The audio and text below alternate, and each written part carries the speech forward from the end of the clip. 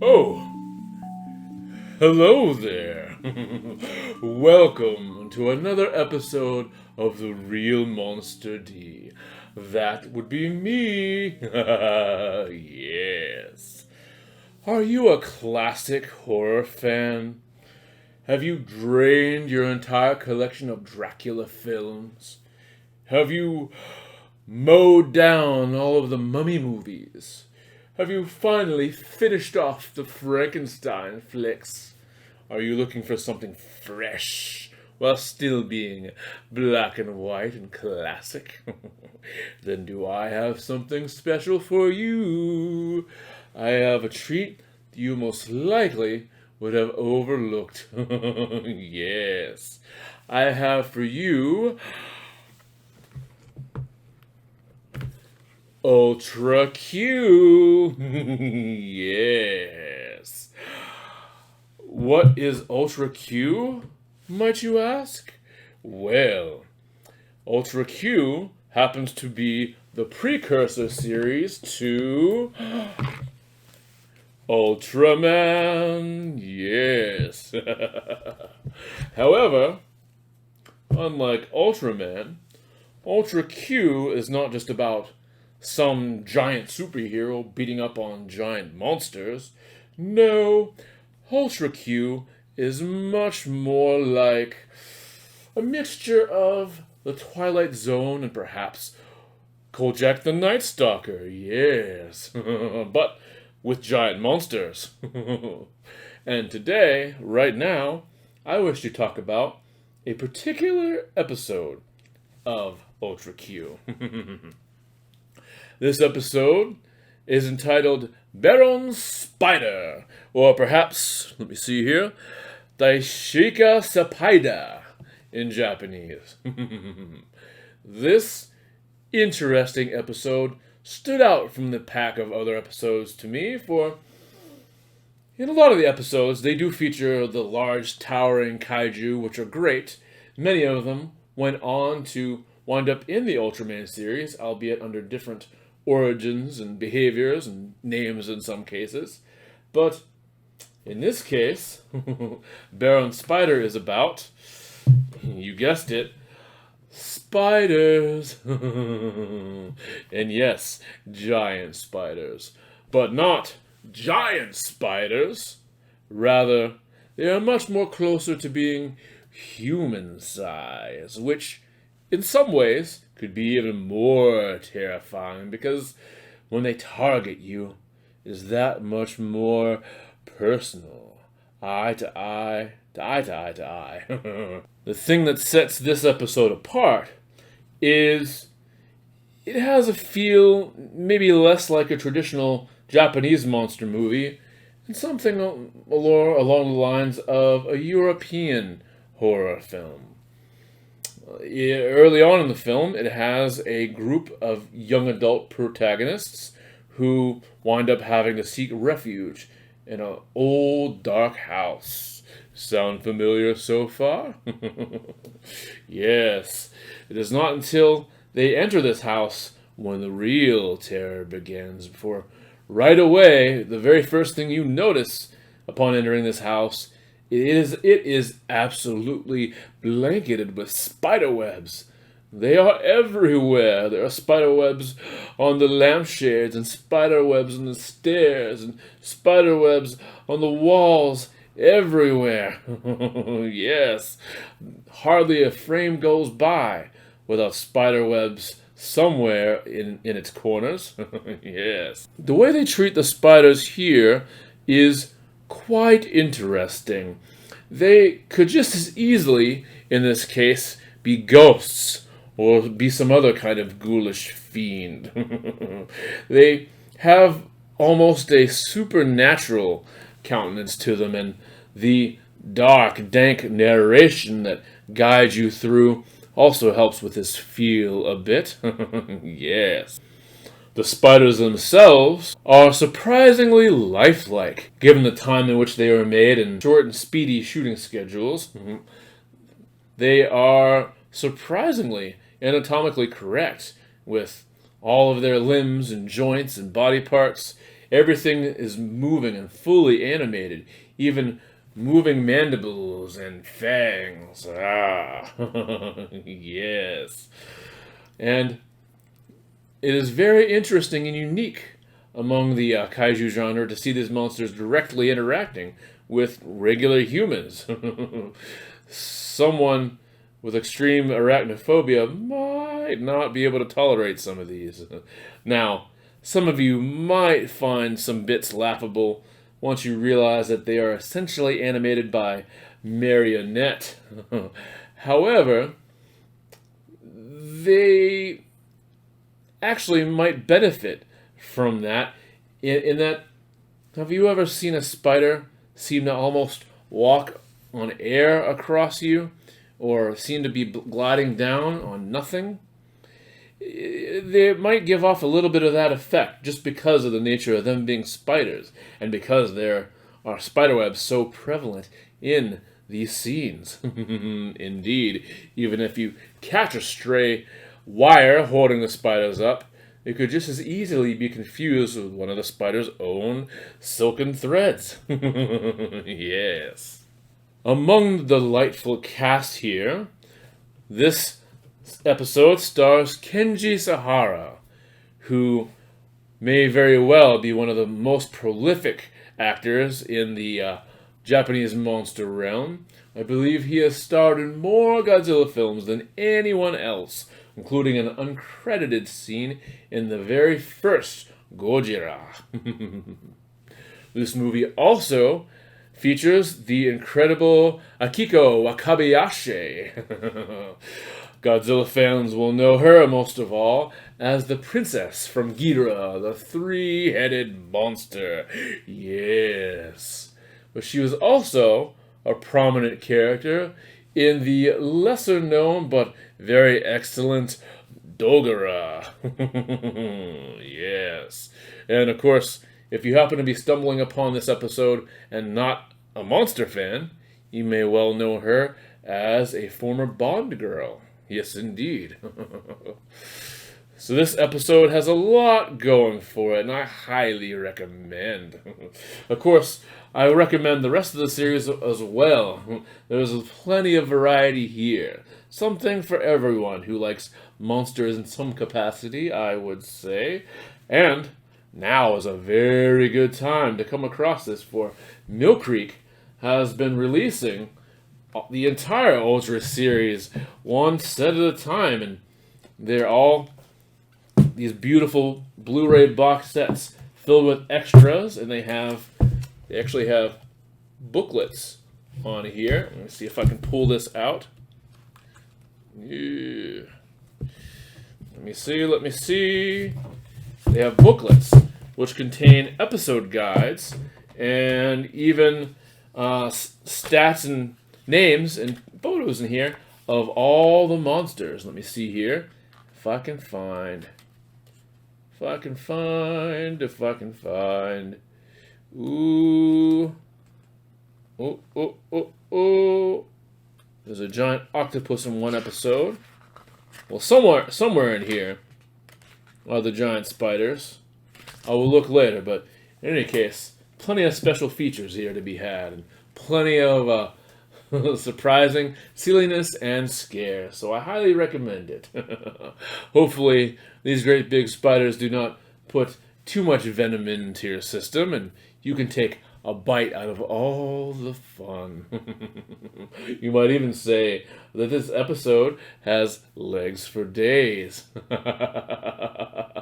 Yeah. Happy Cooperween! Oh, what is that? Did I misspeak? Oh, no, not at all. For I have some terrific treats for you today. Yes.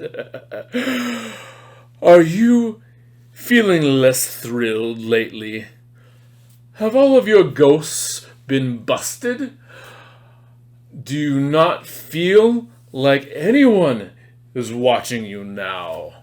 Well, Perhaps what you need is to have your musical playlist spookily spiced up with some brand new tracks. And I have 5 fiendish songs today from the Prince of Darkness himself, the one and only Alice Cooper. Yes. I do believe that these tracks will fit well into any Halloween playlist, no matter how varied, no matter how heavy or poppy or light. There's something here that I believe anyone can enjoy. Yes. So, let me dig right in. The first song comes from the album Paranormal. And you know what? The song is paranormal as well. No, really, that is the name of the track, Paranormal. This is Alice Cooper's freshest full studio album, and it is quite a treat indeed. Yes, this opening track is an interesting blend of being sort of poppy and light, and at the same time, very haunting at the same time. It's an easy listen, but it is intriguing in the way that it pulls you in. I highly recommend Paranormal. Add it to your perhaps less than paranormal playlist. Next, we have a track from the album Constrictor. And the track I have chosen is Teenage Frankenstein. Now, I know that Alice is already fairly well known for his song Feed My Frankenstein. That one is already popular enough to have made its way to karaoke playlists. I know, I have seen them. I have sung it. But this, the younger generation, if you will, would fit right in any dance hall. It is heavily stylized in the 80s mode, and we know how popular the 80s are. They keep being dug up and turned into their own sort of Frankenstein zombie as well, huh? And this would fit in nicely for any lovers of the 80s and dance time. Next, we have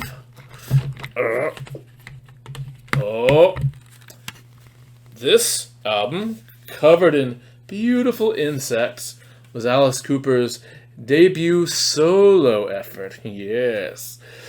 Welcome to My Nightmare. And the track I have on here is actually twofold. Both Devil's Food and The Black Widow. Yes, they really are inseparable, tangled within the same web. For The Devil's Food is really an introduction, a delightful setup, spoken word by the maestro of macabre himself, Vincent Price. Yes, he delivers you right into the sticky hands of the Black Widow herself. Is the Black Widow really a spider, or some sort of human serial killer taking on a spider's name? Either way, it fits in well. Next, we have something that most horror fans should like, because, face it, most of us horror fans love a good sequel, right? Well, there's Welcome to My Nightmare, and there is Welcome to My Nightmare. Now, I know some of you may have passed this one up and perhaps are not a fan, but I highly recommend you giving this a second try. There are some delightful tracks on here. My personal favorite is A Runaway Train. Woot woot! And I even had the pleasure of seeing I'll Bite Your Face Off played live for the first time. Yes. But the track I have for you today is the very last one on this album, called The Underchair.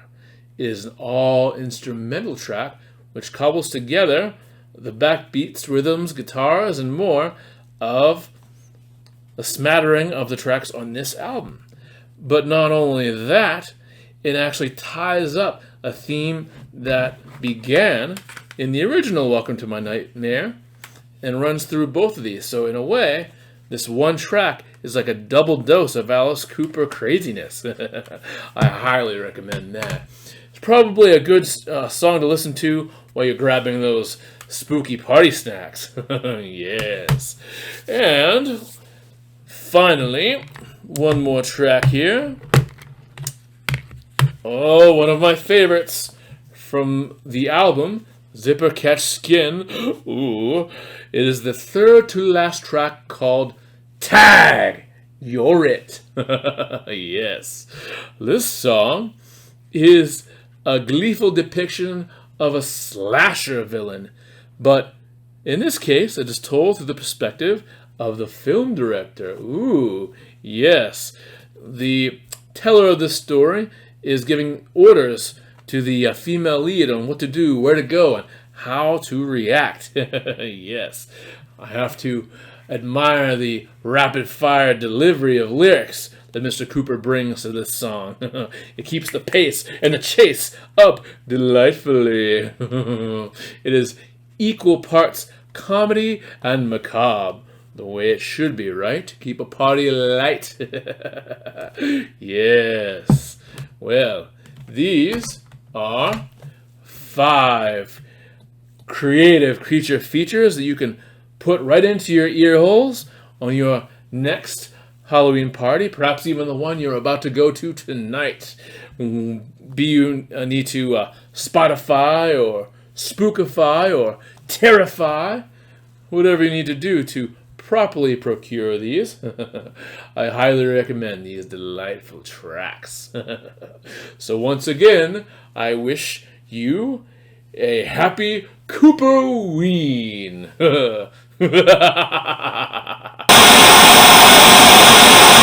Welcome to the drawing challenge, and I wish you a very happy Halloween. Yes. Let us celebrate the season and this grand day by getting into the spirit here.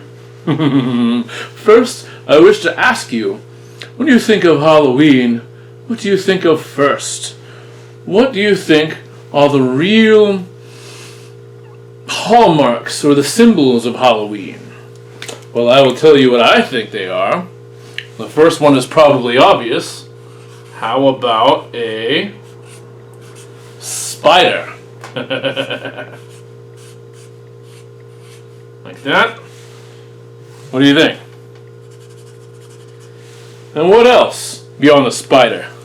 How about a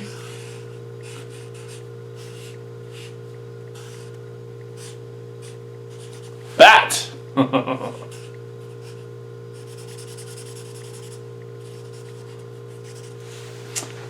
So a spider and a bat.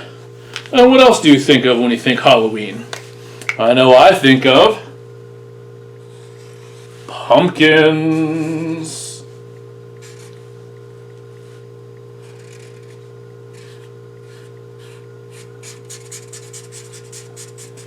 Like that.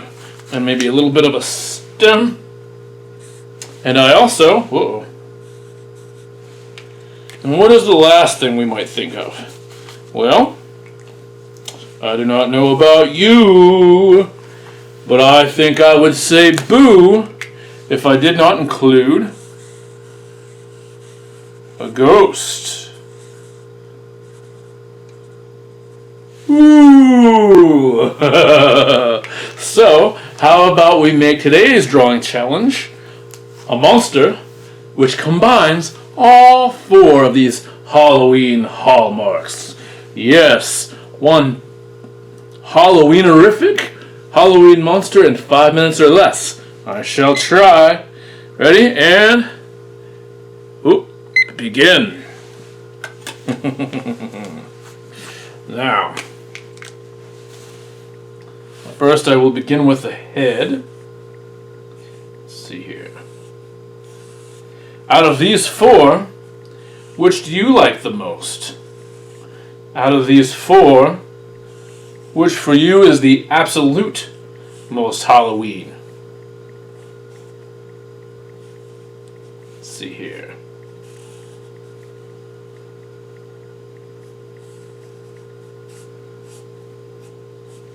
Which one of these looks the most delicious? Oh, do not laugh. It is not so obvious. Are you trying to tell me you have never had deep-fried spider legs? I actually did see a recipe for bat wings just the other day. Do not be concerned.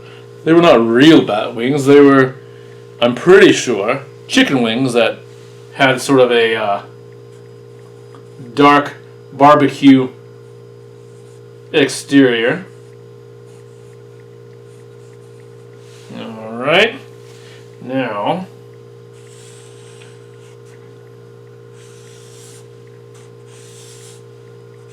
I believe I'm going to do something a little different for you.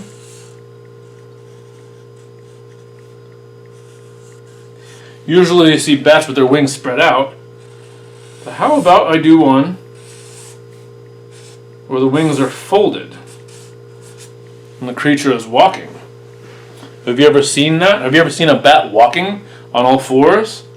It's very interesting to watch.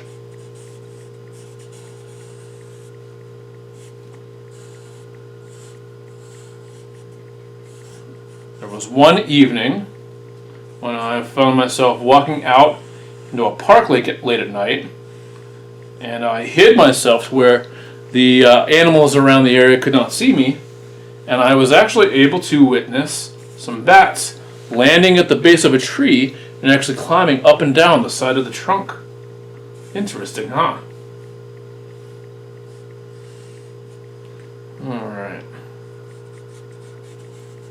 Got a little fur tuft in there.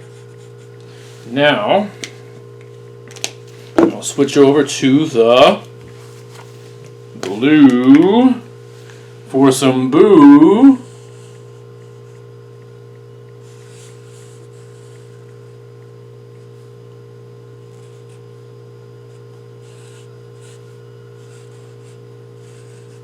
What do you visualize when you see a ghost? Do you go for the simple white blob with a sort of tail and the circles for eyes in the mouth, or do you think of something a little more garish, or perhaps something with more eyes, or maybe something with no eyes? There have been so many interpretations of ghosts over the years, have there not? So many versions of ghosts, so many songs with the name Ghost, either the title or the lyrics, even a band called Ghost. Maybe some of you only see a pawpaw of that band whenever you think of Ghost these days.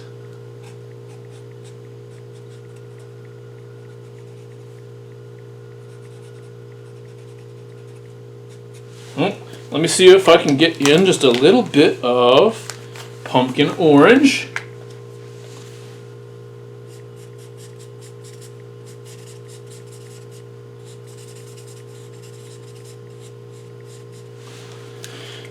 Next, let me add a little to the stem. And then a little more shade. It's interesting because it's having a little bit of the heft from the physical monster, but then the light weightlessness of the ghost. That's an interesting contradiction. I do not know exactly how this creature would move, but that would be fun to watch. Alright.